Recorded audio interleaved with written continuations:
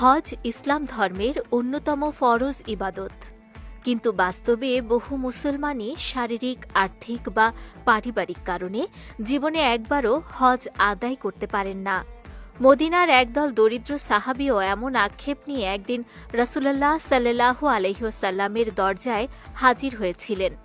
তারা বলেছিলেন, ধনী মুসলিমরা যেমন নামাজ রোজা করে, তেমনি তারা সম্পদের কারণে হজ, ওমরা, সদকা ও জিহাদের মতো ইবাদতের সোয়াবও বাড়িয়ে নেয়, কিন্তু গরিবরা এসব থেকে বঞ্চিত।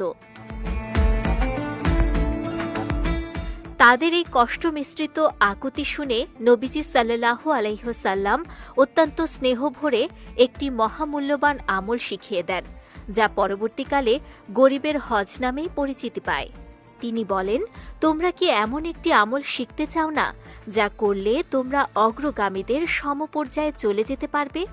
এরপর তিনি নির্দেশ দিলেন, প্রত্যেক ফরজ নামাজের পর ৩৩ বার সুবহানাল্লাহ, ৩৩ বার আলহামদুলিল্লাহ এবং ৩৩ বার আল্লাহু আকবার পড়তে। মাত্র কয়েক মিনিটের এই জিকিরই ধনী গরিব উভয়ের জন্য সমান মর্যাদার দরজা খুলে দেয়।